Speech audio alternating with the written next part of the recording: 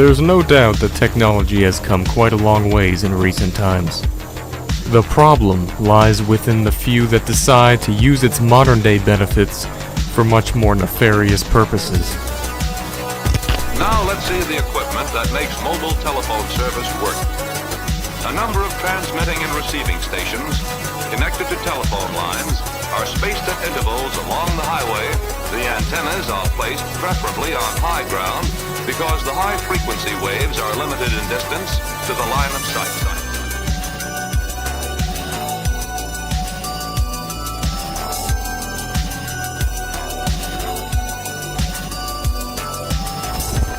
Hey, welcome back to YouTube Unsolved.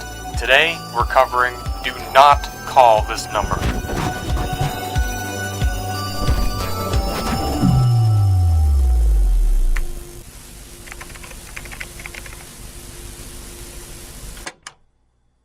How's it going, everyone? We're going to be covering something that is really cool to start off this series, and that's going to be a YouTube mystery involving a phone number which really made people's days quite hectic when you called it. And now basically, it was kind of like the YouTube comment bots that you'd see normally on YouTube that would just generally be used to get you to subscribe to their channel, except quite a bit more nefarious.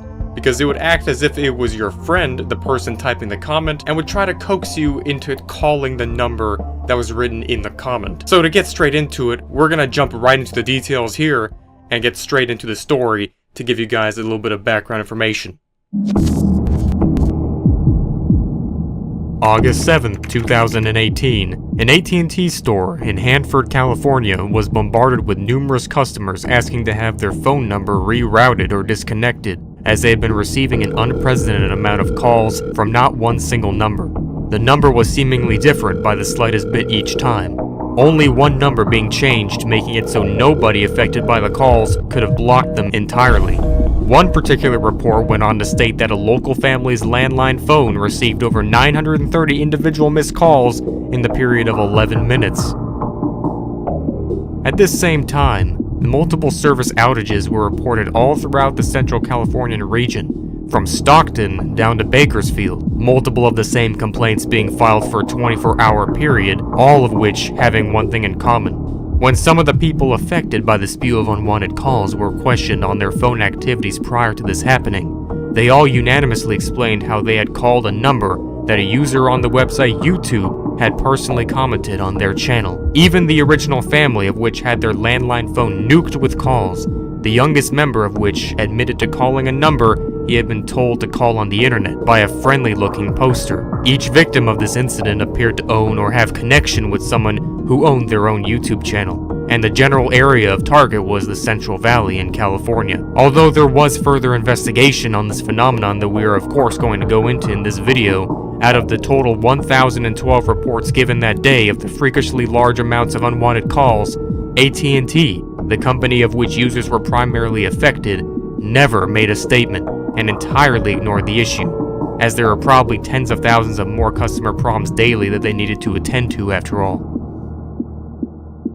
But it gets even weirder, of course, because otherwise it wouldn't be on YouTube Unsolved. Let's continue further. No photos were ever surfaced from the original reports on that August day, aside from almost all the victims unanimously agreeing that they had called a strange number given to them through the internet posts. None had any available proof. Until, of course, 4chan went to work. An anonymous user created a thread involving the incident and explained how it seemed extremely odd how everything about it was simply ignored and brushed off. They went to work finding the original person who reported being affected by this phone number's calls, still residing in Hanford. Their name I won't give out for obvious reasons. It was very easy to find them, considering Hanford being a relatively small town. It's not hard to go through the yellow pages for a resident's name. After getting in contact with the person, the 4chaner goes on to recall the exact conversation they had via phone call. I would think this person would just not want to basically answer any phone number after what happened to them happened. So it's actually a miracle that anyone was able to contact them about this, or anything at all, because I would have probably just become Amish if this situation that I'm about to explain further actually happened to me. So it's quite some courage you have to be this person talking to this 4chan poster. At first, the person seemed not wanting to talk, as the 4chaner who called was a stranger after all, but upon bringing up the incident in 2018, their interest in recounting what happened seemed to have been perked. No one since then had followed up with the horror them and their family had been through. Based on what the 4chan post claimed the person had said, the call started happening non-stop for over a week straight until they had finally disconnected their service, all starting from a simple YouTube message. The person who the 4chaner was talking to turned out to be the son of the family who originally saw the comment. By his recall, it was a default profile pic followed by a very normal-looking name, Tom Edgington. The user had posted a comment under his YouTube channel's discussion board with the statement of, "Hi, we went to elementary school together, remember? I remember hanging out all the time. We should talk again soon if you want. My number is..." Yeah, you don't fall for that at all. You just don't even, yeah, like, why would you ever even, like, look at that and be like, you know what? I think that's real. I actually didn't even realize that you could post a phone number in a YouTube comment because I felt like there was some system that automatically made it go to a filter or something like that. Apparently, no. So if you ever do get a comment under any of those circumstances, just delete your account and go home. No, don't do that. Don't do that. Just delete the comment. And change your name and move to a different country just for safe measure. I would do that.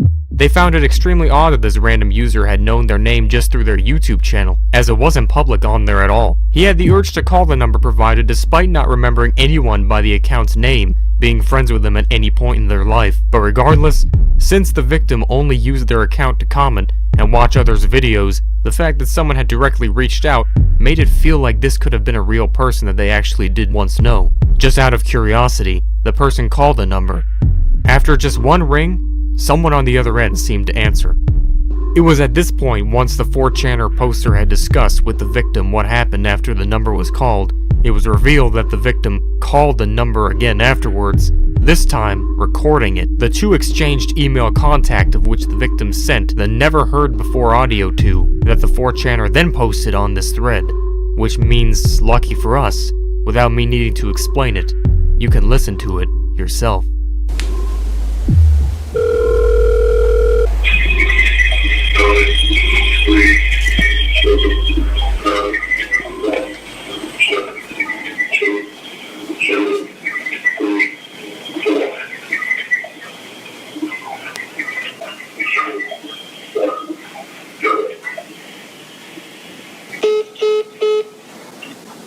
If that seems familiar, or if that like whole tone, that vibe of that message seemed familiar, it sounds similar to what a number station sounds like during, like, where I think in the Cold War or something, or World War II nuclear tests, or...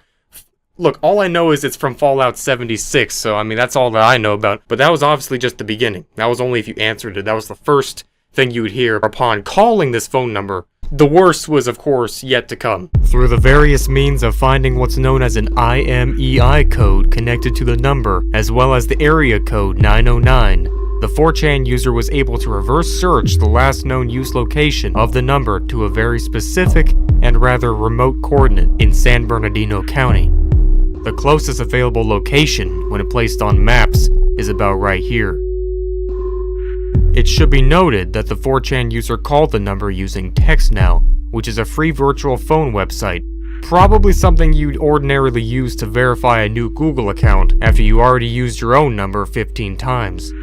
Within an hour of this, the digital phone number began being repeatedly called dozens of times per minute. The one time the call was actually answered, the post linked this audio file recording.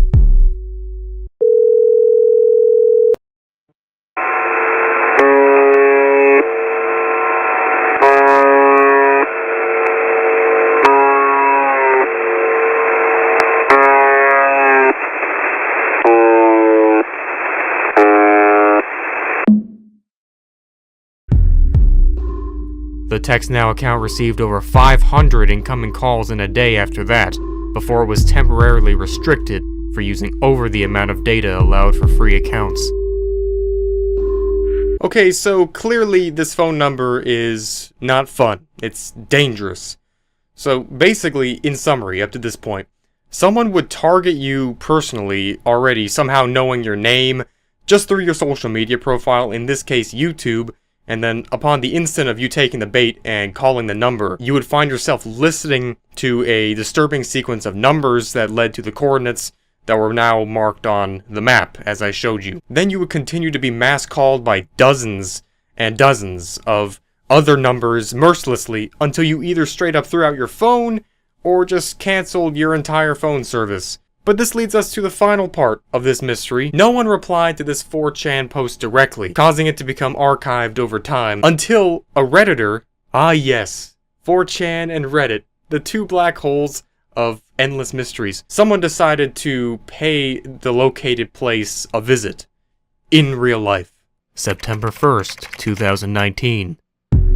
Does anyone remember or know about what happened with a bunch of people getting raided by phone calls from a YouTube comment in California area? A YouTube channel commented a phone number, and if you called it, someone saying weird numbers would answer, and you'd just get thousands of random calls after that. I went to that place that the OP traced the coordinates that the number read out and found this. A bag of old phones hidden in a bush. There's gotta be thousands of them here. I don't know if it's related to the actual thing, but I'm not touching them, because I'm not about to be involved in whatever, whoever was using them for. The Redditor never posted after this, and as of now, the original account has been deleted, but it's not known when, at what point, or for what reason that happened. There was only one reply that pretty much did the whole situation justice in a short and sweet manner. That's creepy. Of course, since such little was found out about any of this by others, there's no better way to research this further than by seeing the place for ourselves.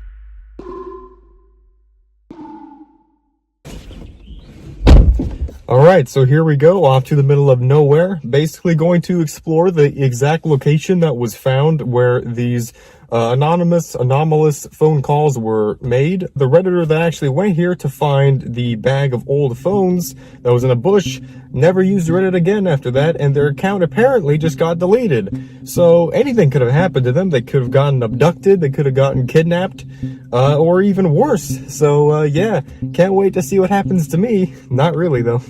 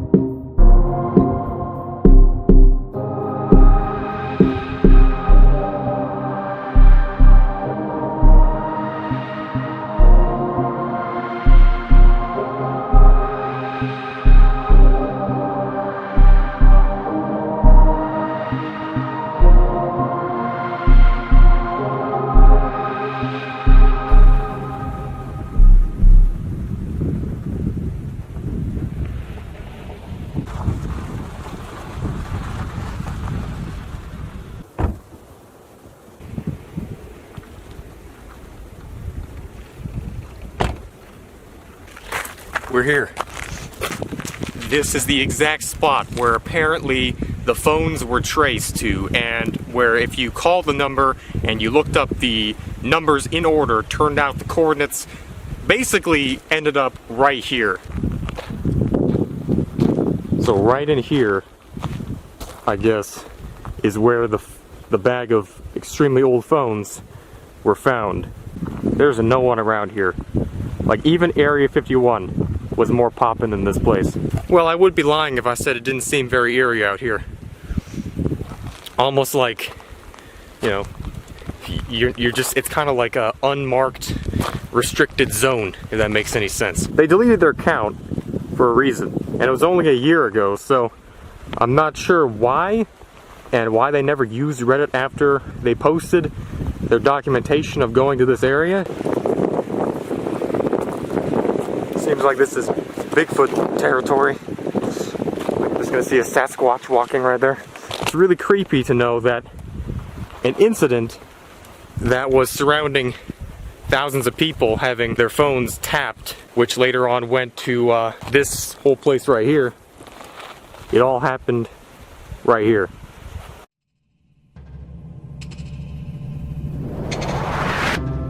Alright, so that does it for the first ever IRL investigation of YouTube Unsolved. This is the worst road I've ever driven on. It's just absolutely desolate. Quite spooky. There was no bag of cell phones. However, we did go to the place and it definitely seemed very eerie and as if really no one should be there under any circumstances at all unless you're hiding from the law. A person from Reddit decided to go over there, see what was up and see what was going on, only to never use Reddit ever again and quite possibly delete their account right after that. Yeah, that's not that creepy at all. Definitely not. I'm not scared. And why is it always that like no one even like acknowledges this? Even AT&T was like, nah, sorry, I can't, nah, whatever, it's not that big of a deal. Like, what? Are you kidding me? It's like everyone's just like, you know what? Yeah, we want this to become a mystery in like a couple years down the line, so this kid named Dallas, aka Infernus on the Thetekkitrealm's YouTube channel can make a YouTube Unsolved episode about it. That was fast. But until the next episode of YouTube Unsolved, I'd like to say thank you for watching. This mystery is still unsolved. But it's okay. We'll get him next time. I'll see you later. Goodbye.